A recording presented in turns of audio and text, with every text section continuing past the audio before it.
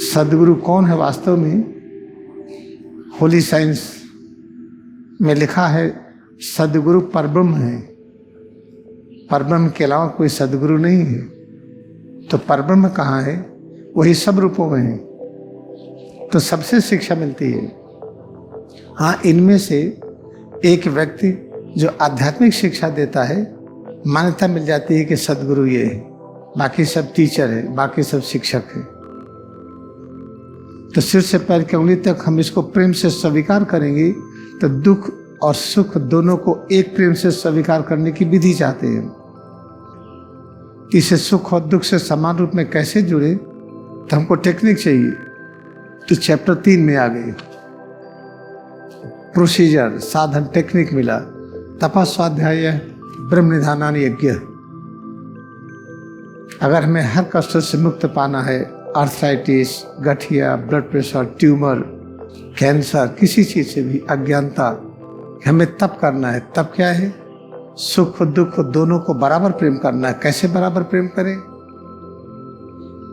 जब हृदय के प्राकृतिक प्रेम का विस्तार करिए, तब आपको वो सुनाई पड़ेगा जिसको ब्रह्म निधानान कहते हैं, जिसको ब्रह्म की ध्वनि कहते हैं। और हृदय का प्राकृतिक प्रेम क्रियायोग का अभ्यास है।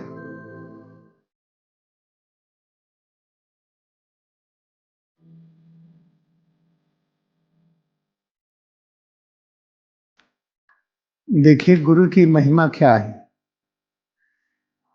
हमारे गुरुदेव अन्य जन्मों में हमारे साथ रह करके इतनी मदद किया था,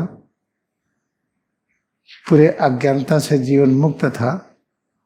और इस जन्म में भी जैसे किसी को नहीं प्रॉपर्टी बना करके जाई, माता पिता हैं, बच्चों के लिए कुछ करके जाएं, और बाहर की प्रॉपर्टी तो खत्म हो जाती है, जो ज्ञान की प्रॉपर्टी है खत्म नहीं होती है। स्वामी कृष्णगिरी की सोचिए क्या महानता कि एक अमूल्य निधि दे करके गए कि हमें काम आएगी।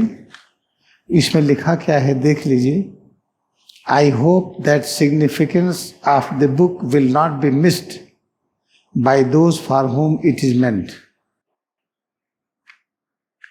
इस पुस्तक का जो सिग्निफिकेंस है, इसका जो महत्व है, ये उनके लिए मिल जाएगा, उनके लिए प्राप्त हो जाएगा जिसके लिए बनी है।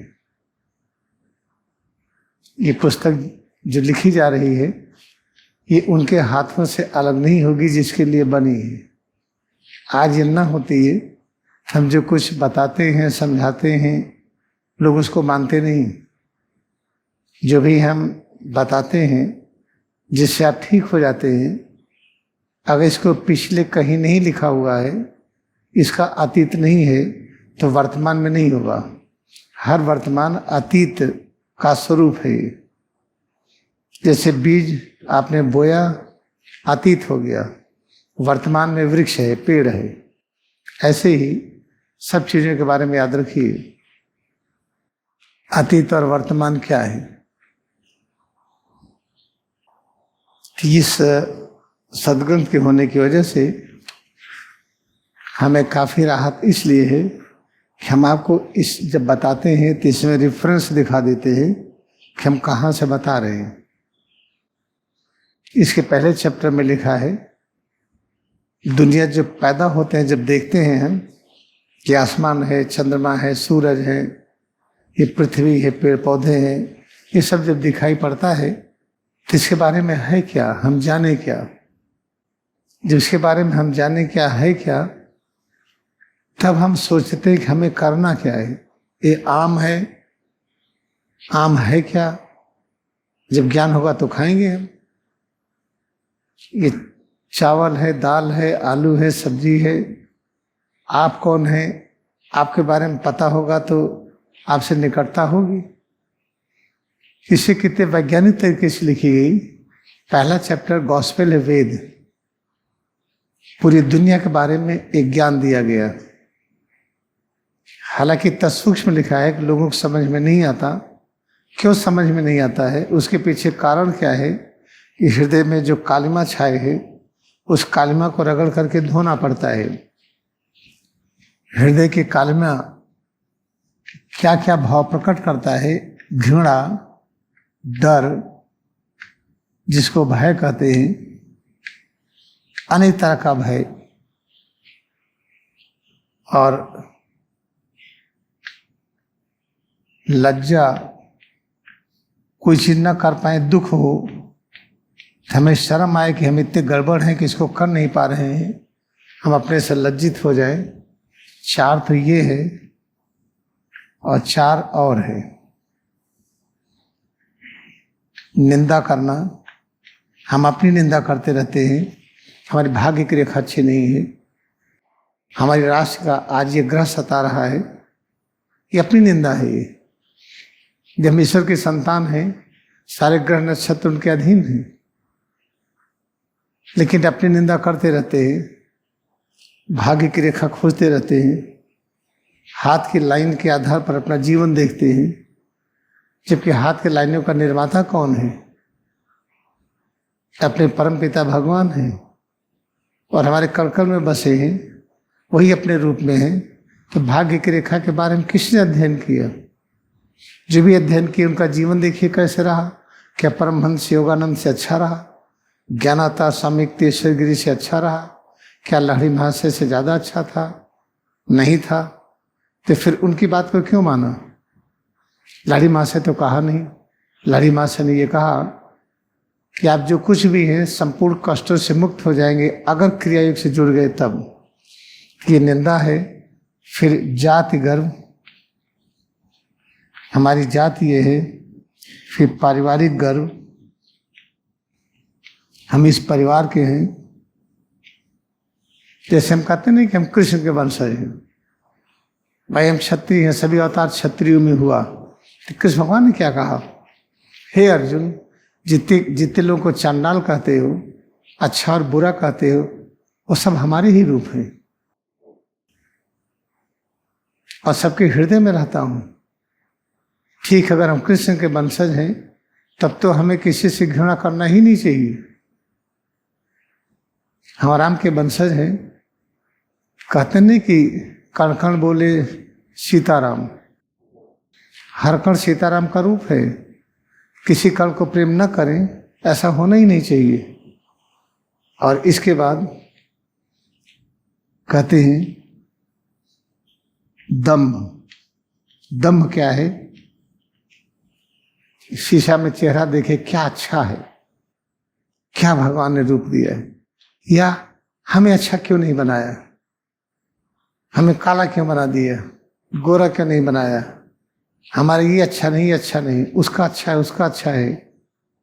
यानी हमारा अच्छा है या अच्छा नहीं है, दोनों को दम्भ कहते हैं। दम्भ का अर्थ एक नहीं है।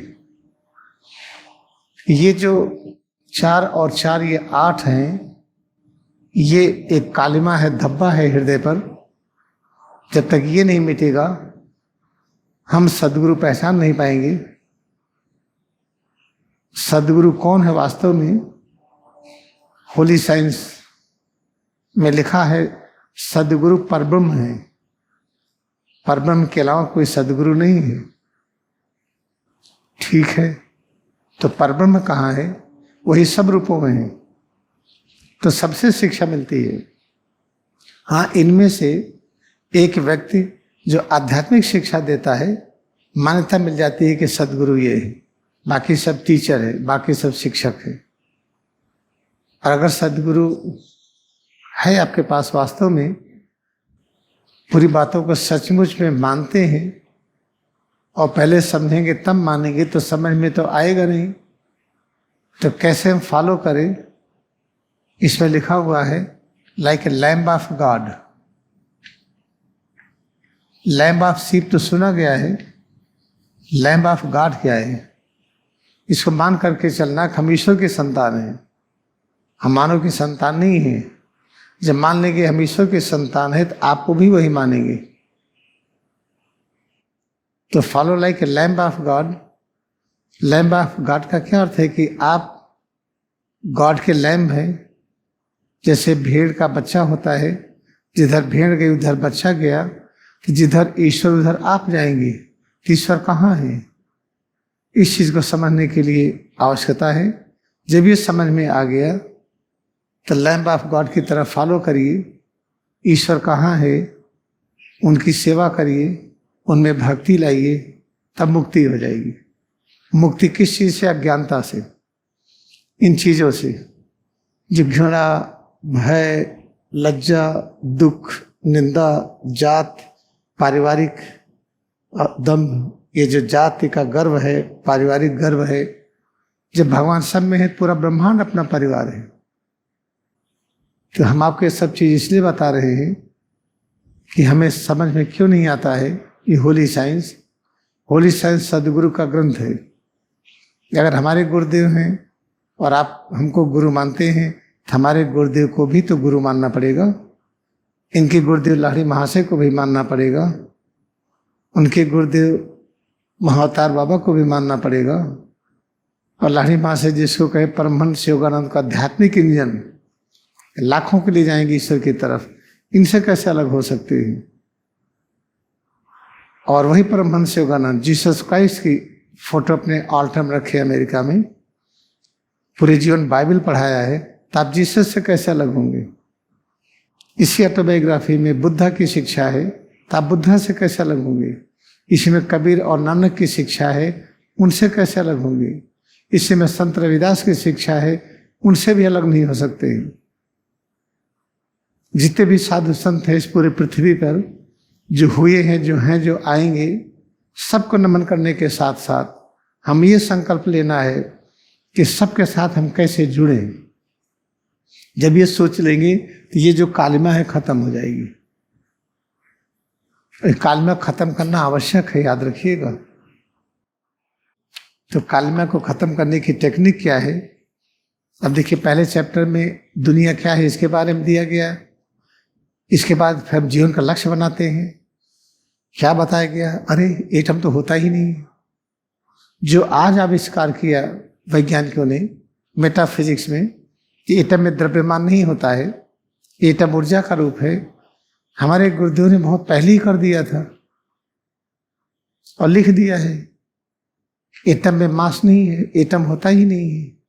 जब पता चला एटम नहीं होता है तो कड़ापन, ढीलापन भी नहीं होता है, दुख और सुख भी नहीं होता है। अच्छा, ये पता चला, अब तो जीवन का लक्ष्य बना लेते हैं, दुख सुख से हम प्रभावित नहीं होंगे। दुख सुख होता क्या है? सिर से पैर की उंगली तक। तो सिर से पैर की उंगली तक हम इसको प्रेम से स्वीकार करेंगे, तो दुख और सुख दोनों को एक प्रेम से स्वीकार करने की विधि चाहते हैं। अगर दुख को हटाएंगे तो ये हटेगा, सुख से जुड़ेंगे तो दुख हटेगा, और सुख देर तक टिकता नहीं, वो दुख बन जाता है। इसे सुख और दुख से समान रूप में कैसे जुड़े, तो हमको टेक्निक चाहिए। तो चैप्टर 3 में आ गए, प्रोसीजर, साधन, टेक्निक मिला। तपा स्वाध्याय ब्रह्म निधानान यज्ञ। अगर हमें हर कष्ट से मुक्त पाना है, आर्थराइटिस, गठिया, ब्लड प्रेशर, ट्यूमर, कैंसर, किसी चीज से भी अज्ञानता, तो आप इसको स्वीकार करिए। हमें तप करना है। तप क्या है? सुख दुख दोनों को बराबर प्रेम करना है। कैसे बराबर प्रेम करें? तरीका क्या बराबर प्रेम करने का? उससे बराबर प्रेम करें। जब बराबर प्रेम करेंगे तो होगा क्या? अपने बारे में पता चलेगा, हम कौन हैं। हम ईश्वर की संतान हैं। ईश्वर की संतान हैं तो भेड़ की संतान जैसे भेड़ के पीछे चलती है, ऐसे में ईश्वर के पीछे चलेंगे हम। तो ईश्वर के पीछे हम चलेंगे हम, तो उसे कहते हैं लैम्ब ऑफ गॉड। वही स्वामी तीसरे इसमें लिखा है कि हमें लैम्ब ऑफ गॉड की तरह रहना है। ठीक है, तो अपने बारे में जानकारी होगी कि हम तो ईश्वर की संतान हैं। उसी समय ब्रह्म का ज्ञान होगा, हमारे ब्रह्म के बीच में दूरी नहीं है। जैसे समुद्र की लहर क्या है? समुद्र की संतान है, तो समुद्र की लहर समुद्र के साथ एक है। अच्छा, ये पता चल गया तो ठीक है भाई, तब करें क्या? हम प्रोसीजर, किसी को खोजें हम, कौन मिलेगा? तब किसी गुरु की तलाश होती है। अगर मन में इच्छा है तो खोजते खोजते मिल ही जाते हैं। फिर कहा क्या गया है कि अगर हमको आगे देखिए, प्रणव शब्द एवं पंथा ब्राह्मण तस्मिन आत्मसमर्पणम ब्रह्म निधानान। तप और स्वाध्याय पता चल गया। अब हमें क्या करना है कि हमें ब्रह्म निधानान क्या है ये अभ्यास करना है। इसका मतलब क्या है? लगातार ब्रह्म में एकाग्रता। ब्रह्म को सुनते रहिए। ब्रह्म सुनाई नहीं पड़ते, दिखाई नहीं पड़ते, कैसे दिखाई पड़ेंगे? इसमें लिखा हुआ टेक्निक, आत्मसमर्पण। हम आत्मसमर्पण करें और प्रणव शब्द को हम फॉलो करें। प्रणव शब्द क्या होता है? जो कान बंद करके सुनते हैं आप स्टैंड के सहारे, जो आवाज आती है उसी को अभी मान लीजिए, इस समय उसको मानिए। प्रणव शब्द बहुत बड़ी चीज है। तो जब प्रणव शब्द हम सुनेंगे तभी मानेंगे। सुनाई ही नहीं पड़ता है और सुनते तो उससे प्रेम नहीं आता है। फिर हमें क्या करना है? हमें हृदय से, हृदय जो हमारे पास है, प्राकृतिक प्रेम, हार्ट्स नेचुरल लव प्रैक्टिस करना है। हृदय से हम नेचुरल लव कैसे व्यक्त करें? हृदय का नेचुरल लव है क्या? फिर होली साइंस पर आइए। यहाँ पर चित्त को हृदय कहा गया है। इसी को महत्तत्व कहते हैं। गीता में लिखा कि महत्तत्व से हर चीजें प्रकट हुई हैं। इसी को हृदय कहा जाता है। कि हृदय का प्राकृतिक प्रेम क्या है? हृदय से जो चीजें प्रकट हुई हैं, हृदय सबको प्रेम करे। यहां से क्या चीजें प्रकट हुई है? 23 तत्व। 23 तत्व के साथ एक तत्व ये है, अगर हम इसको एक मान लेते हैं, ये 23 मान लेते हैं, तो दोनों मिलकर के 24 तत्व हुआ है। हमें 23 तत्वों को प्रेम करना है। किस तरह से प्रेम करना है? कि भगवान उसी रूप में है। 24 तत्व कहाँ है? पैर की उंगली से सिर तक इसी रूप में है। तो इसको कैसे प्रेम करेंगे भगवान की तरह? आप भूल ही गए हैं कि आपका पैर कहाँ बैठा है। पैर में नाखून कहाँ है? पैर के साथ पीठ कहाँ है? पेट और सीना कहाँ है? दोनों हाथ, गला, चेहरा, सिर, ये कहाँ है? इसको तो भूल ही गए हैं। जिसको हम भूल गए हैं हम तो करें क्या? हम जब भूल गए हैं तो क्या करें भाई? जिसको याद करें, कैसे याद करें? हम ये मान करके चलिए, जैसे समुद्र से लहर निकलती है, समुद्री लहर है, ऐसे परब्रह्म से ये प्रकट हुआ है, परब्रह्म इसके साथ है। तो चलो इसमें एकाग्रता बढ़ा रहे हैं। एकाग्रता कैसे बढ़ाएं? रिचार्जिंग सबसे अच्छा तरीका है। जब आप रिचार्जिंग करते 1 से लेकर के 42 तक, अपने में एकाग्रता का बहुत अच्छा तरीका है। लेकिन उसके सिद्धांत को सुनते हुए करिए। जो कड़ापन, ढीलापन, हल्कापन, भारीपन अनुभव करते हैं, ये परब्रह्म की उपस्थिति है। यही सर्वज्ञ तत्व है, यही सर्वशक्तिमान तत्व है, यही परम शांति है, यही परम आनंद है, यही अमर तत्व है। निराकार प्रभु जिसको कहते हैं उन्हीं का साकार रूप है ये। तो चलो कितनी देर तक रिचार्जिंग करें? ज्यादा देर तक नहीं कर पाएंगे। 4-5 बार करेंगे, शरीर हवा हो जाएगी, फिर आपको डर लगेगी। इस रिचार्जिंग सुबह शाम अच्छी तरह करते हुए सिर से पैर की उंगली तक ये जिन जिन चीजों से जुड़ा है उससे जुड़िए। आप यहाँ फर्श पर बैठे हैं तो फर्श की सेवा करिए। खिड़की से हवा आती है तो इसकी सेवा करिए, इसमें गंदगी न रहे। पंखा है, छत है, ऐसे आपके कमरा है, कमरे की फर्श है, दीवार है, खिड़की है। आप जिस चीज पे चलते हैं, साइकिल है, मोटरसाइकिल है, कार है, और क्या खाते हैं? अनाज खाते हैं, फल खाते हैं, ये सब खाते हैं ना। तो पेड़ों की सेवा कैसे रोकेंगे आप? किस तरह से पेड़ों की सेवा और जीव जंतु की सेवा? चलो जीव जंतु की सेवा कैसे करें? तो जीव जंतु को रखने के लिए कुछ जगह चाहिए। इसलिए कहा गया है कि अपने देश में इकोसिस्टम को ठीक करने के लिए लोग गाय पालते थे, बकरी पालते थे, चिड़िया पालते थे, मछली पालते थे, खाने के लिए नहीं। सेवा करने के लिए। आप कहेंगे इतना पालेंगे तो लोग रहेंगे कहाँ? अपने आप कहते कि इतनी आबादी बढ़ गई है तो मार के खा ले, इसलिए एक शेर को घर में छोड़ दो, आबादी बढ़ गई है, खा ले मार करके। कहते हैं कि हम जानवरों को नहीं खाएंगे तो कहाँ जाएंगे वो, इतने कहाँ रहेंगे। इन्हें अपने कुतर्क करने के लिए आप कुछ ना करिए, उनकी पॉपुलेशन अपने आप नियंत्रित होती है। पूरे ब्रह्मांड की पॉपुलेशन युग के अनुसार नियंत्रित होती है।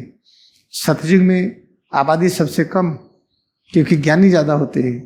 त्रेता में आबादी उससे अधिक, फिर द्वापर में उससे और अधिक, फिर कलिकाल में इतना झगड़ा झंझट होता है, इतनी बीमारियां होती, सब मरा जाते हैं, आबादी एकदम घट जाती है। फिर आबादी बढ़ना शुरू होती है आरोही कलिकाल से। आबादी बढ़ते बढ़ते द्वापरी में फिर खूब बढ़ जाती है, फिर घटना शुरू होती है। अब देखिए आबादी का जो परसेंटेज ग्रोथ था कम हुआ है। एक समय आएगा कि आबादी न बढ़ेगी न घटेगी, फिर ज्ञानी होने लगेंगे तो आबादी कम होने लगेगी। नसबंदी करके आबादी कम करना, लगता है कि हम लोग जानवर हैं कि कुत्ता है बधिया कर दीजिए, सांड है, बैल है तो उसकी नसबंदी कर दीजिए। हम लोग जानवर हैं क्या? आप क्रिया एक ध्यान करिए, खुद ही आबादी नहीं बढ़ेगी, करके तो देखिए। फिर पता चला जितने लोग सूक्ष्म जगत में हैं वो आना चाहते, कैसे आएंगे वो? याद रखिएगा, अगर एक आदमी लहरी महाशय की तरह ज्ञानी हो गया, एक आदमी परम ज्ञान को प्राप्त हो गया, जैसे मुक्त हो गया अज्ञानता से, अज्ञानता से मुक्त अवस्था में जो एक व्यक्ति है, ये 10 लाख जो मानव जीव आत्मा इसमें समा जाता है। जैसे 1 लाख अमीबा मिलकर के हाथी बना दे, ऐसे समझिए कि 10 लाख जीवात्मा जो भटक रहे हैं सूक्ष्म जगत में, पृथ्वी पर आना चाहते हैं अपनी संपूर्ण इच्छाओं की पूर्ति के लिए, वो सब उसमें मर्ज हो जाते हैं। लाड़ी महाशय 10 लाख लोगों को एक साथ अपने में समेटे। समिक्ते शीघ्री, परमहंस योगानंद, जीसस क्राइस्ट, बुद्धा, महावीर स्वामी, कबीर साहब। तो जैसे जैसे ज्ञानी होते हैं सूक्ष्म शरीर से उनको उस तरह से जन्म नहीं लेना पड़ता है जानवर की तरह। जानवर कैसे जन्म लेते हैं? देखिए, छटपटाते हैं, कराहते हैं। उच्चतम जन्म क्या है? हम लाड़ी महाशय में समा जाए, वहीं से ज्ञान के रूप में सामिक्य सगरी में समा जाए। तो जन्म लेने की उच्चतर विधि है ये। हम इसको कुतर्क से न सोचे कि अगर हम शादी नहीं करेंगे और उस तरह से बच्चे नहीं पैदा होंगे तो कैसे वहां से आएंगे। ये क्या है? अपनी गलत चीजों को सिद्ध करने का एक तरीका है। इसलिए याद रखिए कि अगर हमें जो इसमें लिखा हुआ, देखिए इससे हम आपको रेफरेंस दे रहे हैं, कोई होली साइंस पढ़ता नहीं है, हम आपको बता रहे हैं, ध्यान से देखिए। इसमें लिखा है कि हमको ये सुनाई नहीं पड़ता, ये ब्रह्म की आवाज है, सुनाई नहीं पड़ती, तो करें क्या? तो इसमें कहीं लिखा है, आप खोज के पढ़ लीजिएगा। इसमें लिखा है कि हम हार्ट्स नेचुरल लव ग्रो करें। हार्ट्स नेचुरल लव हम कैसे ग्रो करें? हम किस तरह से ग्रो करें? हम समझ में नहीं आता है। How the holy sound manifest, holy sound Pranav shabd manifest spontaneous through the culture of shraddha, energetic tendency of the heart, moral courage, smriti, samadhi. Then how to practice this? Then virtue of love. Heart's natural love is the principal important things. When you practice heart's natural love, is spontaneous Om vibration revelation. इसमें है ना कि हम जो heart है, heart के natural love को अगर हम पैदा करते हैं तो आवाज आपको अपने आप सुनाई पड़ेगी, जिस आवाज को ज्ञान कहते हैं। इसलिए सुनना कहा गया है, पढ़ के ज्ञान नहीं आता, सुनिए। किसको सुनिए? आप जो बोलते वो नहीं, अपने अंदर की उस प्रणोध्वन को सुनिए। तो जब हम सिर से पैर की उंगली तक इन 24 तत्वों को प्रेम करते हैं क्योंकि ये चित्त 23 तत्वों में प्रकट हो रहा है। तो पैर की उंगली से सिर तक इसमें एकाग्रता बढ़ाइए। बैठ रहे हैं तो खड़े रहे तब पता चला कि अब हम इसे एकाग्रता बढ़ा के चल रहे हैं, तो धीरे धीरे ज्ञान होगा कि केवल कड़ापन ढीलापन करने इतने से एकाग्रता नहीं आती है। वो तो प्रारंभिक चीज है। कड़ा करिए, ढीला करिए, कड़ा ढीला करके इसमें जब एकाग्रता बढ़ाते जाइए तब आपको इसमें अनेक चीजें आएंगी, पूरा ब्रह्मांड दिखाई पड़ेगा। तो कड़ा ढीला में आसमान तत्व हो, वायु तत्व है, अग्नि तत्व है, जल तत्व है, ठोस है, सभी है, वनस्पतियां हैं, जीव जंतु हैं, समस्त मानव है, देवी देवता है। तो केवल कड़ा ढीलापन को ऐसे न देखिए, प्रत्येक कड़ेपन की अनुभूति में पूरा ब्रह्मांड विद्यमान है। तो कितना बढ़िया से उसको ध्यान करेंगे। कड़ा करते कोर्स जैसे कड़ा हो रहा है इसकी अनुभूति करिए, जैसे ढीला हो रहा है इसको अनुभव करिए, तो इसी भावना में काम करिए। इससे संयुक्त परिवार अच्छा होता है। अब हमको सिर से पैर की उंगली तक इसमें एकाग्रता बढ़ाते हुए काम करना घर का। पता है घर के काम ही में जुट गए तो अभ्यास नहीं कर पाएंगे, अभ्यास में जुट गए तो घर का काम नहीं कर पाएंगे। इसे संयुक्त परिवार होना चाहिए। 20 लोगों थोड़ा थोड़ा काम बांट ले, ध्यान करते हुए करें। अगर आपने बिना ध्यान किए काम किया तो उससे क्रोध आएगा, बीमारी आएगी, और ध्यान करते ही काम करेंगे तो कर नहीं पाएंगे। एक एग्जाम्पल है पांडवों का। पांडव जब देश विदेश का पूरे शासन करते थे, देश की सेवा में लगे रहते थे, जनता की, प्रजा की, तो ध्यान नहीं कर पाते थे। फिर जब ध्यान करते थे तो सेवा नहीं कर पाते थे प्रजा की। हमें तो कृष्ण की तरह चाहिए, हम सेवा भी कर लें, ध्यान भी कर लें। इसलिए क्रियायोग चाहिए। सिर से पैर की उंगली तक संयुक्त परिवार है 24 तत्वों का। एक एक तत्व जब अलग हो जाते हैं तो विदीर्ण हो जाता है। ऐसे जो संयुक्त परिवार आपका है, आपसी झगड़े में जब बंट के अलग हो जाते हैं, समाप्त हो जाते हैं। इसे हम लोगों का लक्ष्य क्या है? क्रियायोग ध्यान करते सब कामों का अभ्यास करिए। पेड़ों की सेवा, जानवर की सेवा जितना कर पाइए। अपना कमरा ठीक रखिए, दीवार ठीक रखिए, खिड़की ठीक रखिए, साइकिल रखिए, मोटरसाइकिल रखिए, कार रखिए। अपना हो जाए तो औरों की सेवा करिए, सेवा का विस्तार करिए कि महात्मा गांधी की तरह आ जाए, पूरी दुनिया की सेवा करना है। सबसे ज्यादा कष्ट क्या? गुलामी। गुलामी से मुक्ति के लिए 22 साल की उम्र में गांधी जी अफ्रीका चले गए। भारत से कोई नहीं गया था, अकेले जाकर के ब्रिटिश एम्पायर को कन्विंस कर दिए। जो गांधी जी कहते यही क्रिश्चियनिटी है, सब मान गए। फिर गांधी जी इंडिया में आए। इंडिया में ऐसा जातिवाद फैला था, पहला काम उन्होंने किया जिसको कहते थे अछूत है, शेड्यूल कास्ट, उनको मंदिरों में प्रवेश कराया। जिस दिन आज़ादी का झंडा फहरा रहे थे उस दिन महात्मा गांधी कलकत्ता में धोबी के घर में सोए हुए थे। तो महात्मा गांधी के मार्ग पर नहीं लोग चल सके, क्योंकि कुछ लोगों को जल्दी प्रधानमंत्री बनना था, गृह मंत्री बनना था, जल्दी से पोस्ट मिले हमें, देश के हम राजा कहे जाए हम, इसलिए देश विपत्तियों से घिर गया। तो हम सबका कर्तव्य क्या है? याद रखिए, हृदय के प्राकृतिक प्रेम को स्वीकार करिए। हृदय का प्राकृतिक प्रेम बढ़ाइए। हृदय से जो चीजें प्रकट हुई है उन सबको प्रेम करिए। कैसे करेंगे? कड़ापन की अनुभूति हो, वाह बहुत अच्छा है, तो कड़ापन हो गया, इसका मतलब इसको प्रेम नहीं करते हैं आप। कड़ा कैसे हो रहा है? कोर्स जैसे कड़ापन कैसे प्रकट हो, इसको अनुभव करिए, अनुभव किए। फिर ढीला करते देखिए ढीला कैसे हो रहा है, तब प्रेम होगा। कि एक बच्चा है, उसको नहलाएंगे प्रेम से, इतनी जल्दी जल्दी नहला रहे हैं कि आपकी उंगली उसकी नाक में घुस गई, खून बहने लगा। ये कौन सा नहलाने का तरीका है? अरे धीरे धीरे नहलाइए। पता था साबुन लगा, इसके कान में साबुन ही भर दिए। जैसे बच्चे को नहलाते हैं, धीरे धीरे पकड़ करके आराम से प्रेम के साथ नहलाते हैं, तो कहीं इंजरी ना हो। पता नहलाते हुए हाथ ऊपर के हाथे तोड़ दिए। ऐसे हम अपने को प्रेम करते हैं।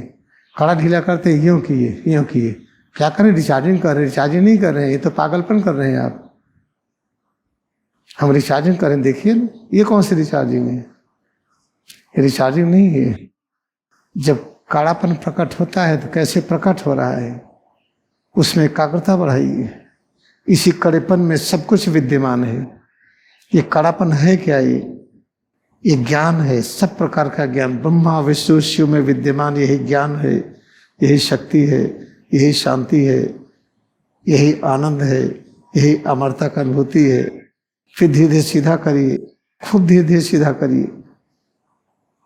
जितने प्रकार के परिवर्तन हैं उनका स्वागत करिए। आप जल्दी से झुक जाएंगे, सीधे हो जाएंगे, तो इसका मतलब क्या? प्रेम करना नहीं आ रहा है। तो जो कड़ापन ढीलापन अभ्यास करते हैं, कड़ापन कैसे प्रकट हो रहा है, इसलिए जो किताब लिखी गई छोटी सी रिचार्जिंग, उसमें कड़ेपन की स्थिति दिखाया गया, लो, मीडियम, हाई। एक रिचार्जिंग का बड़ा संग्रह हमने बनाया है, अभी इसको समझ में नहीं आएगा इसलिए प्रिंट नहीं हो रही है। कम से कम इसकी 10 गुना मोटी होगी रिचार्जिंग। इस तरीके से जो हार्ट्स नेचुरल लव, हृदय का प्राकृतिक प्रेम, जब हृदय के प्राकृतिक प्रेम का विस्तार करिए तब आपको वो सुनाई पड़ेगा जिसको ब्रह्म निधानान कहते हैं, जिसको ब्रह्म की ध्वनि कहते हैं। और हृदय का प्राकृतिक प्रेम क्रिया योग का अभ्यास है, क्योंकि हृदय प्रकृति से, हृदय से जो कुछ प्रकट हुआ है वही हृदय का परिवार हुआ है। तो यहाँ से लेकर के कैसे प्रकट हुआ? मन बुद्धि चित्त अहंकार, 10 इंद्रियां, 5 तन मात्रा, 5 स्थूल तत्व, आकाश वायु जल अग्नि पृथ्वी। इसमें चार्ट बना हुआ होली साइंस में, उसको देख लीजिए। तो निष्कर्ष क्या है? खूब अभ्यास करिए और खूब सेवा करिए। अगर आप खाली बैठे तो ऐसे ऐसे विचार आएंगे कि आपको बर्बाद कर देंगे। बिल्कुल खाली ना बैठिए। खाली तब बैठिए जब अभ्यास करते करते इतना परिवर्तन हुआ, उस परिवर्तन का अनुभव करने में अपने आप गिरे सो गए। तो परिवर्तन का अनुभूति में दर्द नहीं होगा। जब परिवर्तन से प्रेम करेंगे तो एक नेचुरल स्लीप होती है, प्राकृतिक नींद होती है, अपने आप आ जाएगी।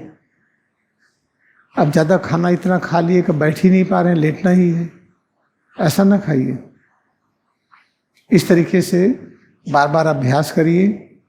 लाड़ी महाशय ने कहा है, महाअवतार बाबा ने शिक्षा दिया है, जो होता है कि भाई इतने हमारे पास ये कालिमा है, हम क्रिया का अभ्यास नहीं कर पाएंगे तो थोड़ा तो कर लेंगे ना। पूरे शरीर को कड़ा कि ये क्या है? निराकार परब्रह्म की साकार अनुभूति है। ढीला कि ये क्या है? वो है।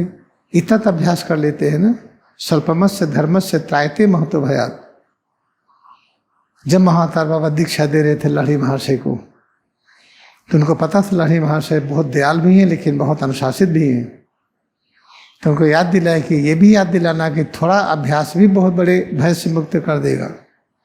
इसे पृथ्वी पर जितने मानव बने हैं सब क्रिया का अभ्यास करें। अल्प करिए, 5 मिनट करिए, 2 मिनट करिए, 10 मिनट करिए, लेकिन करिए सब। ये था आज का एक स्क्रिप्चर सिद्धांत।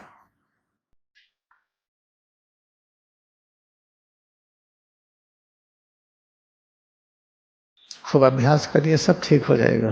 करते जाइए।